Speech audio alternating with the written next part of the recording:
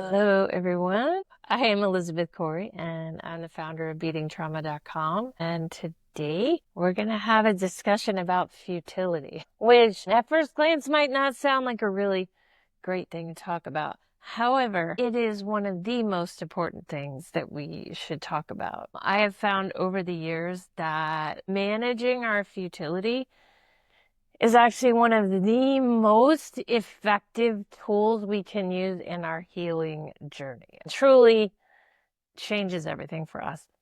The problem is that futility is very, very stealthy. It's hard to see. As a matter of fact, there's a lot of trauma recovery programs out there and coaching programs and programs for success. And I mean, you name it, lots and lots of things out there that don't even really recognize futility as an actual emotion. And I think part of the reason for that is, again, futility is really stealthy. Also doesn't have like this really strong presence, like things like anger, we can sense it. I mean, it can be actually pretty overwhelming. Fear, we feel that fear, right? We know some feelings are there in the body because their presence is accentuated in a sense. Like we really do notice it. So for that reason, futility on the other hand it's just kind of this low grade under the surface feeling that most of the time we don't even know we're feeling. And a big reason for that is that the controller works very, very hard to block it, both from conscious awareness, but also from just really being able to do what it's trying to do. So, because futility really wants to do something. It wants to shut us down. It wants to stop us from being who we are ultimately meant to be. Now, don't get me wrong. The controller doesn't really want us to be who we're ultimately meant to be either, but the controller wants us to stay productive. This is a very key difference between the controller and the karma kid's futility, which does not want us to be productive. It doesn't want us to do much of anything at all. And the controller is extremely threatened by that. So futility ends up being kind of blocked from our conscious awareness in a lot of cases, but also driving a lot of our conscious decisions at the same time. And that's why I never really shut up about futility, because it's such an important part of our journey to be able to see it. And it's really hard to see.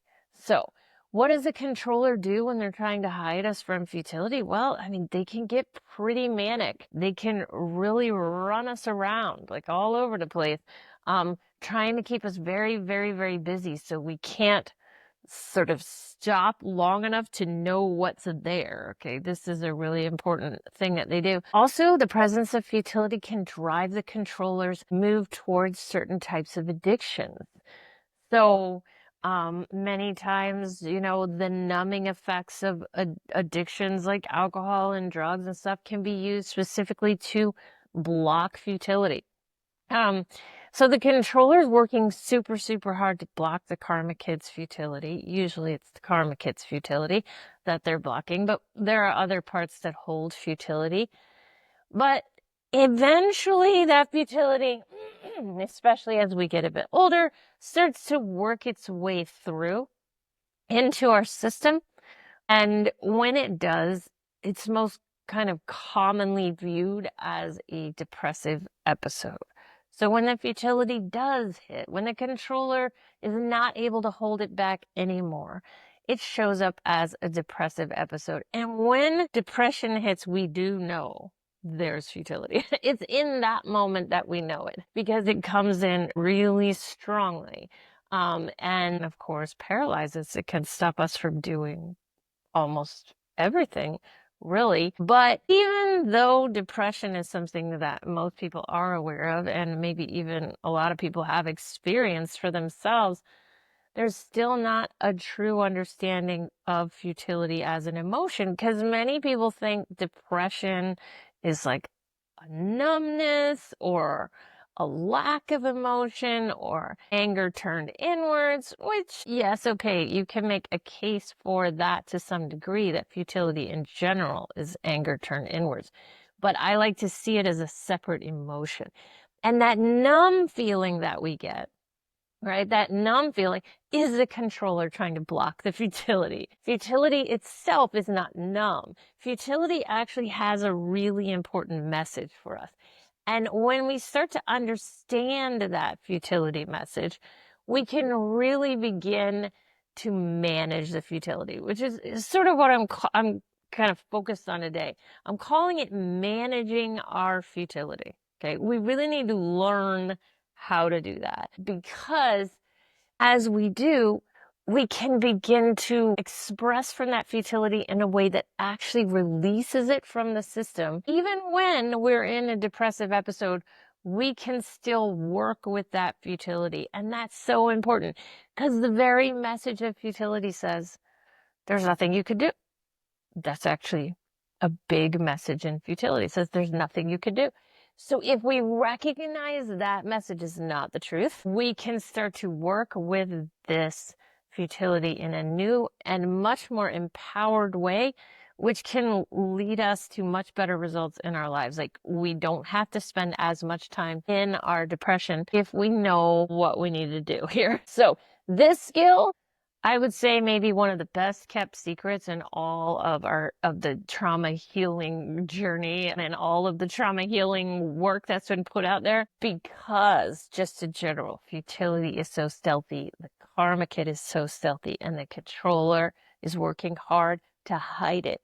With all that going on, it makes it a lot harder for us to see and manage that futility. So what I'm going to do today is I'm going to give you 5 key understandings to help you in managing your futility, so that you can really begin to work with it differently. And, because it can almost feel like we're being victimized by self when we are in that depression. And so this can help give us a bit more empowerment in our journey going forward. So we're going to talk about these 5 key understandings, because I will say that these 5 key understandings about futility have saved my life. I mean, and that sounds like, well, some of you may know exactly what I mean. Some people might say that sounds like an exaggeration.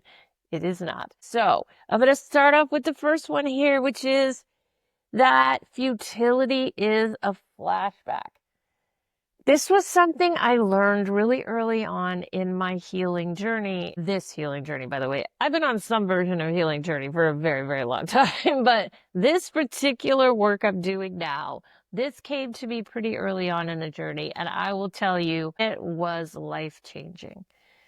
Futility as a flashback is such a key thing for us to understand, because the messages in the futility are generally not true now, okay? They were true, okay, but they're not true now. Now, the messages of the futility, though, are very, very convincing. They are based on the emotion that has taken over the body. We are very, very convinced of what the messages in the futility are saying to us. So when I say the futility is a flashback, when you're in it, you're going to have a hard time seeing that. That's why it's such an important understanding to have. Children in traumatic situations, like traumatic families, do not have options, okay? Futility is almost a guaranteed emotion that a child is going to feel eventually. A lot of times we hear about this concept of families breaking children, right? They're breaking them. They're trying to get rid of their will. They're trying to push them into a place where they comply. Many times that means futility. So futility says to us, we don't have any more options. There's no chance we're going to be able to do anything about this. So we might as well give up, okay? That's what futility is telling us. As a child, that was somewhat true. Like, there was nothing you were going to be able to do to fight against what was happening to you. You had no power. You weren't going to move out at the age of 8, get yourself an apartment and a job. It wasn't going to happen for you. So the futility was true back then. Most adults have more options. Granted, I'm not saying it's perfect. I'm not saying you can see what those options are, because futility itself blocks us from the options we have. But we have options. The futility will tell you you don't, because it comes in and this is true of all traumatic flashbacks, by the way, they make you think it's about now. The mind starts spinning it into a current story. Every flashback feeling, this is one of the features of it, but it's very, very important to get that with futility, especially because futility can come with suicidal ideation. So if we don't see the flashback in it, that's a big deal. So I really push the futility as a flashback thing. I talk about it a lot. So if you've heard this before, I apologize. But it's because it is such a critical emotion for us to understand as a flashback. So I do talk about that a lot. It takes an old story, it takes an old emotion, and it makes it about now. But it's not about now. Okay. Really critical for us to get that. That is one of the first steps in being able to manage our futility, is to even have this little teeny tiny inkling that futility is a flashback. And a part of that flashback means that it's also not permanent, because a lot of times we'll be sitting in the futility saying, this is all I'm ever going to feel forever and ever. And that is also a part of the futility message that is not true. So that's number one. Always remember your futility is a flashback. The second one, futility will tell you there is no point to doing anything about it, right? So with other emotions, it's a little bit easier to do things like write from the emotion, because, for example, anger, there's a lot of energy in anger. Anger is like, you want to get up and do something with it. And I encourage you to actually express anger physically in safe ways. But it's also a bit easier to write from it because there's a lot of energy in it. And sometimes you need to write from it to kind of bring some of that energy down. So futility's very message, like its baseline is, there's no point. There's no point in doing anything. There's no point in writing from it. There's no point in trying to find solutions. There's no point in trying to move your life forward. There's no point in setting a boundary or doing something amazing, or dreaming of doing something amazing. There's just no point.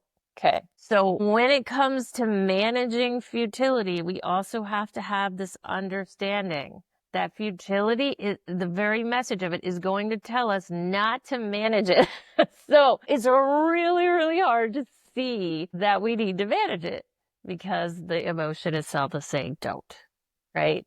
So while you may not be able to do much, I do encourage people, if you have a particular place you like to sit when you're in your futility, put a journal nearby, like one there you can just reach over and grab it, because that may be all the energy you have. Do some writing from the futility. When I say writing from the futility, I don't mean write from, I hate this futility, I wish it would go away, I don't want to be futile, I want to be able to do things, I can't do anything. That's actually probably your controller.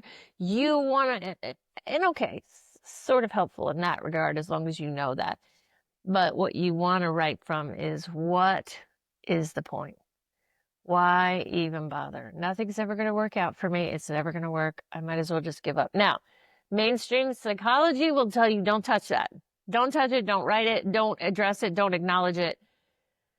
Which sort of gets me into my point 3 here today. My third way in which, or knowledge point we need to have in order to manage futility, which is positivity is not the answer. It's just not.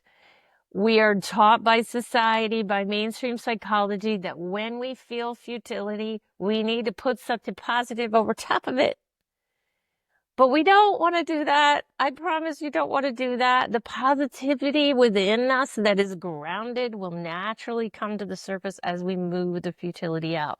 But the way we move the futility out is to acknowledge and hear from the futility. We want to express the futility, because the futility has something important to tell us. And as we hear from it, it can then leave. Nothing is ever going to leave our system until it feels accepted and heard. That's just true of every emotion in our system. Even futility. Believe me, there are times where I want to do nothing but reject it. I hate my futility. Okay, maybe my controller hates my futility, but in general, I don't like futility because it stops me from doing the things I really want to do. It stops me from living life. I don't like it, right? And I've never met anyone who likes it, to be honest. I have a pretty productivity centered system, so I'm particularly opposed to it, and I tend to favor the anger side of things a little bit more. Some people have a tendency more towards the futility and less towards the anger because the futility feels safer to them. For me, anger feels safer and futility feels less safe. It kind of depends on the way you were raised and what you were taught. For me, anger is safer. Not at my parents, but at others and in life in general. So positivity is not the answer. We don't want to take this futility and cover it up with a bunch of stuff like, I'm better, it'll be better, it'll all be fine. I just need to think positive. I just need to go, because the truth is, when you're in futility and somebody tells you, just go take a shower or just go for a walk, that's not happening. You can't even get up out of the chair. So this is where we can bring that writing back in and we can write from what's the point? What is the point? That's actually my number one writing prompt for futility. There are many others. We can pick lots and lots of things to write from. What's the point? It's not going to make any difference. Nothing's ever going to change. This is all pointless and hopeless and worthless, and I might as well just give up. Okay? Write from that. Because as you do, yes, at first it may feel like it makes the futility a bit stronger. That's you connecting with the futility. But if you stick with it, it will start to release and you can start to kind of come out of that depression place, which, I've been stuck in depression for months before. When I figured out that I could write from it, it really did start to shift things for me. To where now when that futility kicks in, I can write my way out of it. It is possible to do that, but we have to acknowledge what it has to say. So the fourth knowledge point that helps us with managing our futility is that we need to know that it's hanging around. And I'll be honest, sometimes I don't even know it's hanging around. I'll just write from it because I know it's there. It's always there to some degree. But the ability to be really productive does not mean futility is gone. It probably means the controller is in charge. Not always, but sometimes hyper-productivity, like where you are running through life and you're never sitting down and you're never settling and you're just go, go, go, go, go until you get to the end of the day and you're so exhausted you can barely stand up. That is often caused by the presence of futility. Sort of what I was talking about at the beginning, where the controller is trying to hide that futility. One of the ways they do it is by keeping us so busy we can't notice it's there. Okay, so this is an important understanding for us to have, is that hyperproductivity usually does mean the controller is very strong in the moment and they're getting quite manic, but what's underneath that is the futility the controller is trying to hide. If you can settle and ground, you'll usually start to get a sense of it being there, and you can do some futility writing. When you write from futility, when you're feeling really manic and hyped up and hyperproductive, you often will calm that hyperproductivity down a bit because it is in response to the futility. So that's really important to understand too. So the last kind of knowledge point I want to mention today in regards to managing futility is that futility has a certain timing to it. It isn't random. And that's the thing. A lot of times when it comes to this work, when we don't understand things, we think things are pretty random and unpredictable. And when we feel that way, it can be very hard to figure out how to manage ourselves out of that. But what I have found is that futility actually does have a schedule. Figuring out what that schedule is for you can be critical to knowing it's coming. Because I will tell you what, when you know futility is coming, it changes so much for you in your journey. Because if you're expecting it, when it knocks on the door, you're going to go, yeah, I knew you were coming. And that means you can manage it. You actually have a leg up on the futility right from the start. You're like, yep, I knew you were coming, and I'm going to work with you now because you're not surprising me that you're here. Okay. This is very, very valuable for us when it comes to managing futility, because it's usually when that futility blindsides us that we can get really enmeshed with it and caught up in it, and we can't remember any of the things I told you today. That's when we usually have the biggest issue. So, what is futility's timing? It usually shows up right when we're taking steps that are outside of the box we have put ourselves in because of our trauma. So, what does that mean? It could be setting a boundary for the first time, something that you've never done before. It could be thinking about taking some new and exciting step in your life. It could be thinking about moving out of a place that feels kind of yucky to you or has yucky energy, or it may mean starting a new project, a new hobby, a new business, whatever it might be. It's usually when we are stepping outside of that box, in some form or way, or even just getting angry, because we're not allowed to get angry, that we might get sort of blindsided by the futility. Now, there are two things going on with that futility, and I think it can really help us to kind of know that and see that. The first one is that the karma kid who is driving that futility believes they're doing something to keep us safe. If they stop us or taking that step outside of our trauma box, they're saving us. They're keeping us from experiencing some kind of really negative thing. Could be from they're expecting some kind of punishment. This is often the case. So really acknowledging that the futility believes it is there because it's going to keep us safe by keeping us from doing a thing that goes outside of that box we're supposed to stay in. Mostly because karma kids are driven by contracts, which is a whole nother story. And I do actually have live streams just about contracts, but that's what the karma kid's trying to stop. The second thing to understand when futility comes for a visit from a timing perspective is that when that futility that is visiting us releases from our system, it puts us into a place where we can hold the energy of that new thing we want to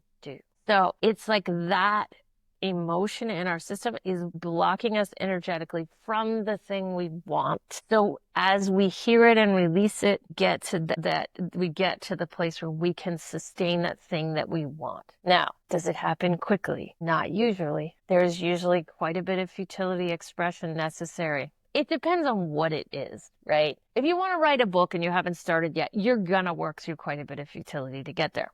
Take it from me. I can tell you this for sure.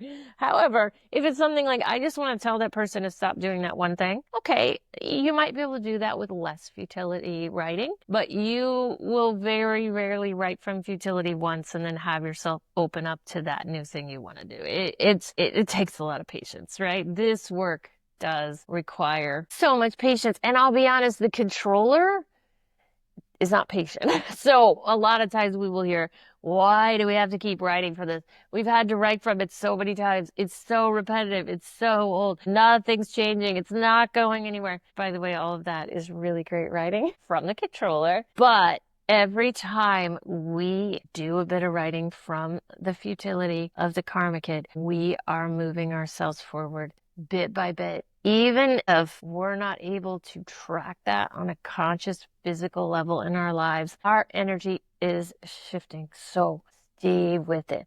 And if you can keep reminding yourselves of these little kind of bits of knowledge and I've given you today, these like 5 rules around managing futility, it's going to help you so much. I can't stress how valuable it is to be able to manage futility in our lives, because if we've been through any amount of trauma, even you may tell yourself, I don't have the same trauma as Elizabeth, or I don't have that much trauma. My trauma's, my story doesn't look like, doesn't matter. If you've got it, you have futility. I promise. If there are things in your life that you've not been able to do and you just can't seem to understand why, futility is the answer. So you have it. managing it, recognizing that, admitting that, and managing it is some of the best thing that you can do for yourself, really, truly, in this journey. So take this to heart, even though your controller is probably already trying to tell you you don't have it. Take this to heart. Work with these particular rules around futility, these bits of understanding and wisdom, and it will help you in your journey. I promise that. A lot of us get paralyzed because of this, and we've got a lot of great things to give back to the world, really. And I want that to happen for all of us. So give this a try. Thank you so much for being here, and I will see you guys next Tuesday. All right, bye.